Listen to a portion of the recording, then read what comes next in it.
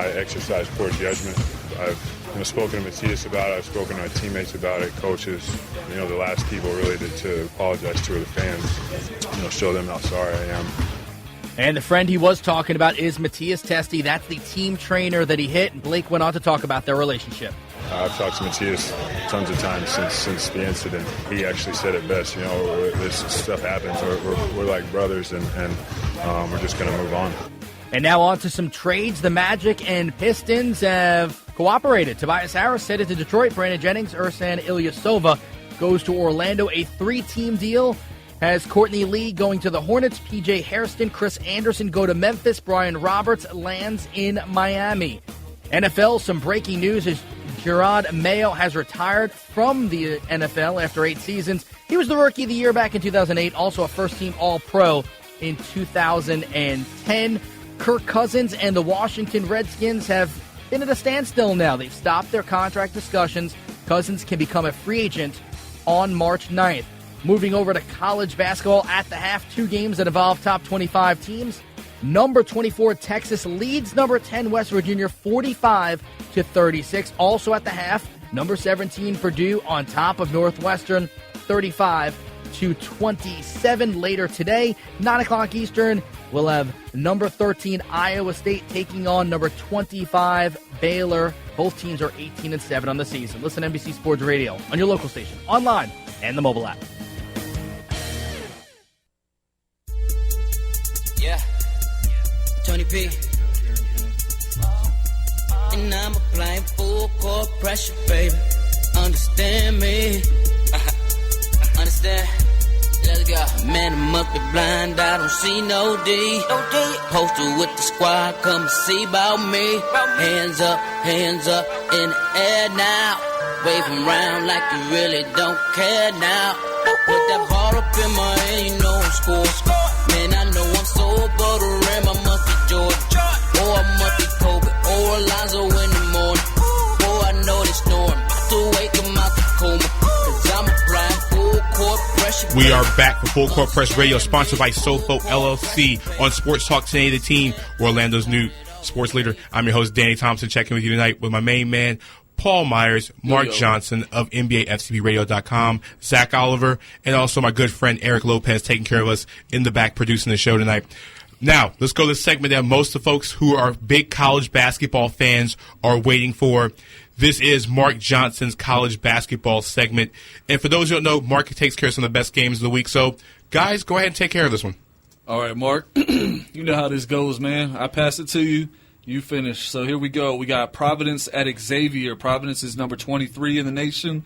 Xavier number 8. Let's talk about Providence prospect Chris Dunn. Chris Dunn is excellent. He's actually he reminds me a lot of Dwayne Wade when he was at Marquette. When you really look at his game, kind of does everything. Maybe not quite the accomplished scorer, but he's close. He's a do-everything guard. I think he's going to be a fantastic pro. This is a top 5 pick. He's going to be excellent. Wow. All right. What about Ben Bentil? Ben Bentil is a guy who's riding the coattails, of Chris Dunn, and he's going to push himself. He's going to push himself easily into the first round.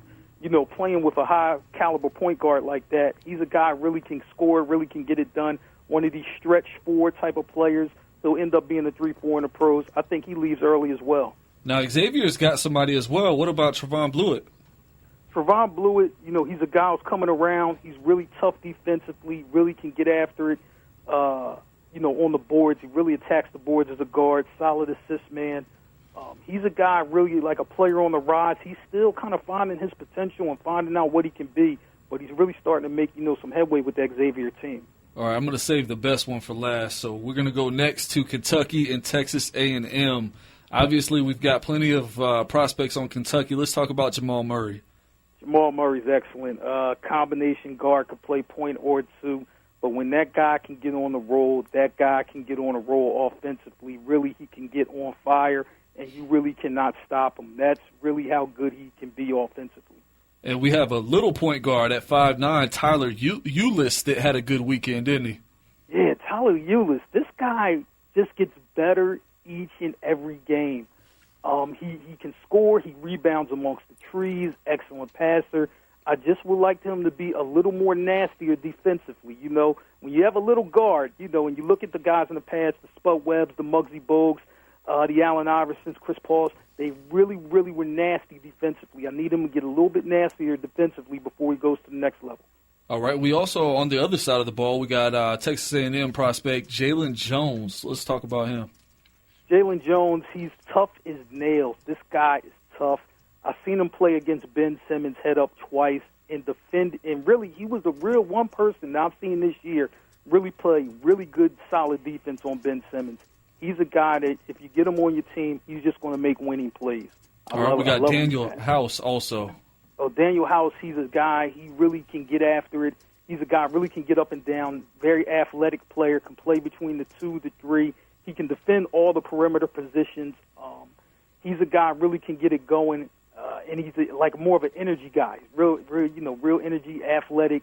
He's another guy who I think will find his way into the NBA as well. That's one of my type of players. All right, so another top 25 matchup. We got 17 Purdue at 22 Indiana. Purdue has a prospect by the name of A.J. Hammonds. What you got on him? I like him. He's a guy that's probably going to go between mid and late first round, but he's a big man that actually knows how to play basketball.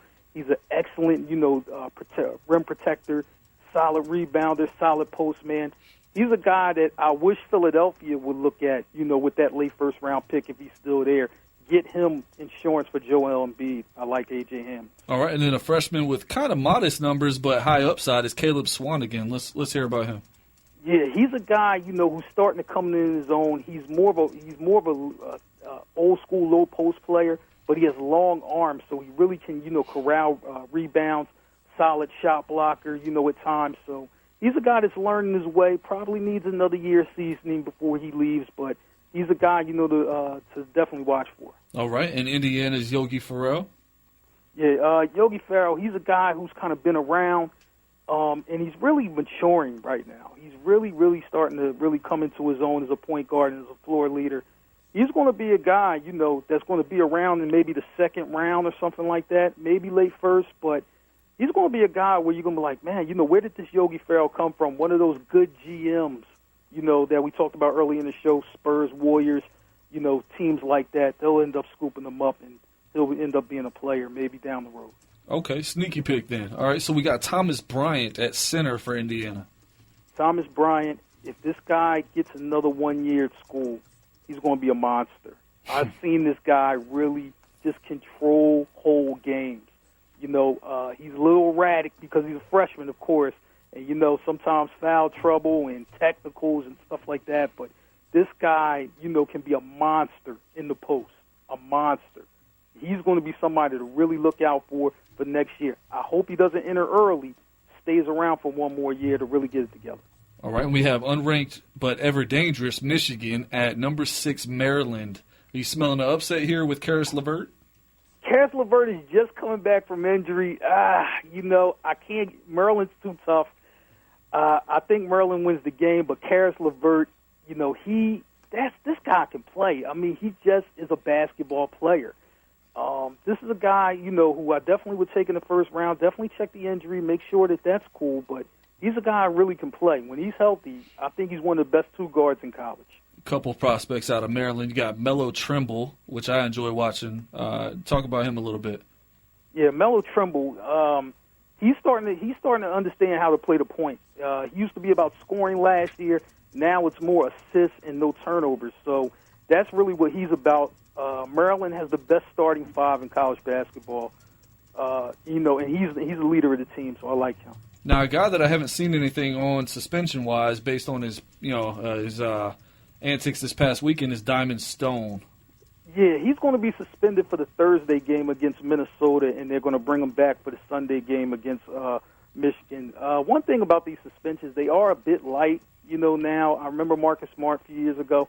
Oklahoma State thought he was going to get hammered with a lot more games. Another guy at Oregon State this year kicked the ref by accident. I thought he was going to get the season. He only got a few games. So, they're kids that, they're still learning to understand that. But Stone, if he can get those emotions in check, this guy could be a player. He really has come on the last 2 months and pretty much played it like a lot of people expected. So he's really going to be somebody really to watch out for. coming up in the future. Really, really excellent low post player. Has all the moves. All right, and then the game of the week, and I'm mainly saying that because I'm biased. My number 5 Tar Heels take on the number 20 Duke Blue Devils. No, say it right. You got it right the first time. Puke Blue Devils. So anyway, we got Brandon Ingram on Duke's side. Let's talk about him because he's kind of getting on a roll now. Yeah, Brandon Ingram, he's starting to get on a roll. I don't love him as much as other people do. They say he's the number 2 pick in the draft. I happen to disagree. I think he's a guy that really, really kind of got together when Coach K, switched him over to the power forward position. And one thing I will give Coach K credit for, he always finds a way for a lot of his guys to offensively shine, and sometimes that might not carry over to the pro level. I think the same thing might happen to Ingram. He's a very good prospect. He can shoot the three, he can dribble, he can move. I just don't know if the speed of the game, at the pro level, and the strength. I'm worried about that. He's still going to be a fine player, in the NBA, but still has some things to work on. But I think he's going to be a good one. All right, and then we got Grayson Allen, who hit a tough buzzer beater this past weekend. Let's talk about him briefly. I was even surprised, by that shot. It's definitely a circus shot. Grayson Allen, one thing I'll give him, he's tough as nails. He's going to come to play. He's going to come with his lunch pail, even though you know what he can do, right? Like, listen, he's going to drive hard with that right hand. He doesn't have much of a left hand, but guess what? He finds a way to get the ball to the basket anyway. You have to respect that. Pro level still needs some work, but he's going to be a guy I think that's going to end up staying around junior or senior year. I think he'll get better, and I think he'll be a much better pro than what people will give him credit for if he stays around. I think he will. All right, and real quickly, let's talk about my main man, Bryce Johnson. Bryce Johnson, he's a guy who really has came on.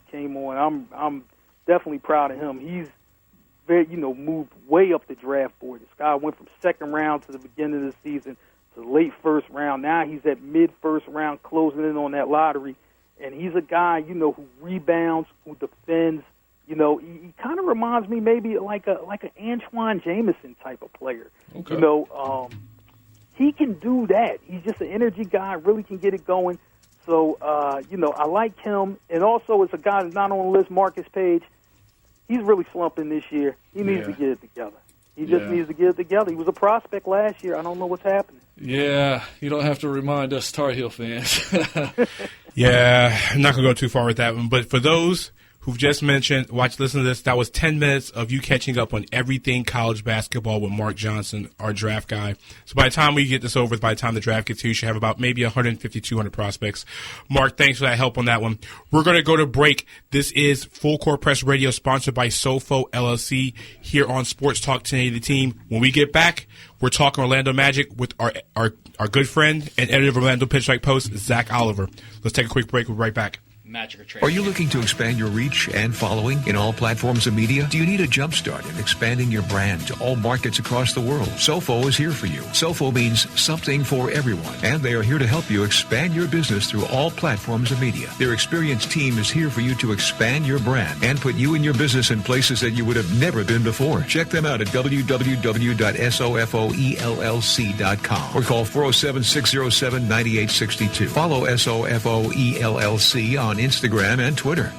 Looking for a great place to eat in the College Park area of Orlando? A place to go on special occasions like anniversaries, date nights, or just because moments? Well, Pepe Bistro is the hottest new place to go in Orlando. Pepe features flavors from the Mediterranean as well as Italy, with a full bar and wine menu. Check out their Saturday brunch and live local jazz on Thursday nights. Stop by the Pepe Bistro at 2611 Edgewater Drive at the corner of Edgewater and West Winter Park Street, or give them a call at 407-420-1144 to make reservations.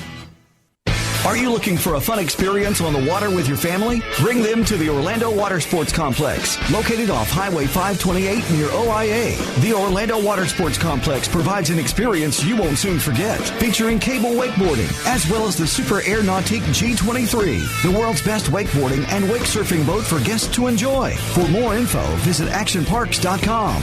That's AKTIONPARKS.com. And tell them Full Court Press sent you. Parents, do your kids like to run around the house? Do your kids have a nonstop stream of energy? Well, Preschool Sports has a program to help you and your children be able to take that talent and energy and give them an outlet to grow those skills with their brand new track and field program.